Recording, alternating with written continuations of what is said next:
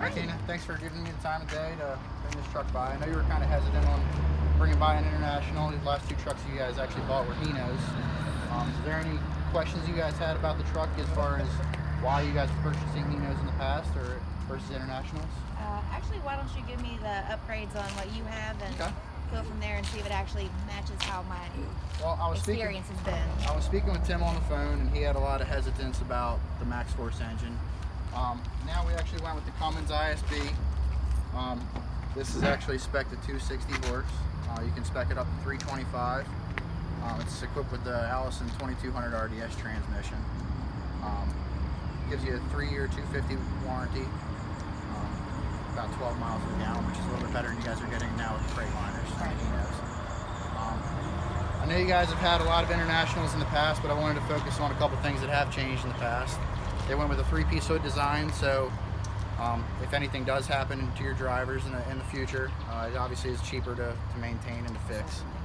It's a 2-stage paint, which is a base coat, clear coat, which is a lot better than the single-stage design that Hino's using. 1-piece solid polished bumper.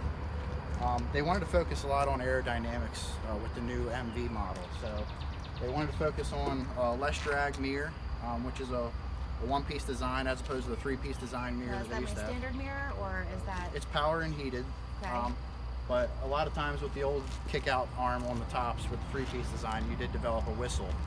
They did perfect that, and obviously the door is a little bit more stout.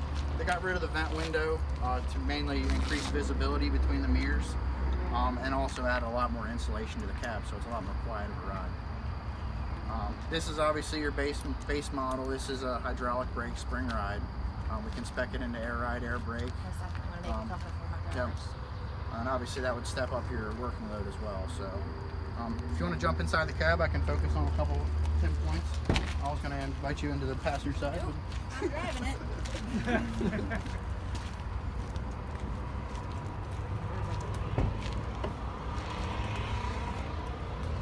So as you can see, they changed the inside a lot. The International MV has the most floor space in the market now. You have over 30 inches of workable floor space. When you are stopped, you actually have a flat spot to do some of your paperwork, and also just for ease of maintenance, you have easy access fuse panel. In the driver compartment, obviously you have your tilt steering wheel, but I want to focus on the new digital dash design that they came up with. It allows you to actually maintain all your fluid levels, all your error codes, all your alert codes. One thing also that's cool about the International this last year's, if you pay attention to their switch design, all their switches are laid out in a pattern to where your most commonly used switch is always going to be first. Also, they're laser etched, so you're never going to have a problem with the decals wearing out like they used to. Bluetooth radio, you have plenty of overhead storage, CB compartment, and obviously this one is an extended cab for all the AAA customers you guys might have. Gotcha. As far as your PTO system, it's a clutch shift PTO, so it's a lot easier to maintain than the electric shift stuff. Okay. Other than that, you have your pull cord air horn that they brought back after a couple of years. You can go ahead and pull that if you want. Thanks, though.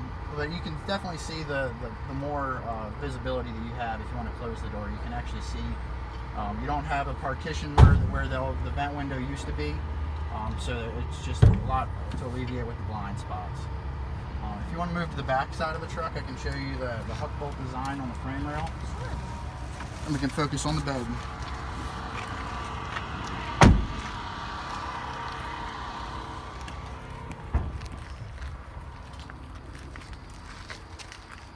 The Internationals are now using the straight frame now. Everything's equipped with a hook bolt design, which is 10 times stronger than the grade 8 steel, grade 10 steel. Everything that we're going to sell is going to have your stainless steel toolboxes and galvanized brackets. You guys have always had International Jared ends in the past, so you guys already know. Body's not changing. It's 22 foot versus 21, but everything's staying the same. But if you do focus on the control handles, just like inside the cab, the most relatively used control is always going to be first, as opposed to the wheel lift is always going to be closest to the wheel lift. But as far as that, like we can spec it out as far as air ride, air brake. Air ride's obviously going to give you a better load angle as well. So now we do most of our own service. including some heavy duty stuff, but let me know what you guys offer as far as what's covered under my warranty and what my terms Well, the look good like. part about it is I've sold you guys parts for years now. We're keeping with the same fleet guard design. So you guys are obviously one of our preferred fleet guard dealers. Okay. So we're keeping with the Cummins design, which owns fleet guard. So you guys also want to point out that they're the same 70mm brakes that you guys are commonly using already on your Hinos and International. All this stuff didn't change, so Internationals are international. So luckily with you guys are experienced in it. I think you guys made the right upgrades and changes from year to year, so something we'll have to look at. Also, we do have in-house financing. We have a dedicated source for what's called on-command connection, which can monitor your complete fleet as far as all the error codes. If you guys are stranded in a completely different state, he can also give you the best option to bring your truck to the closest dealer for less downtime. So, Sounds great. but let me know what you guys think, and have a great day. Appreciate it.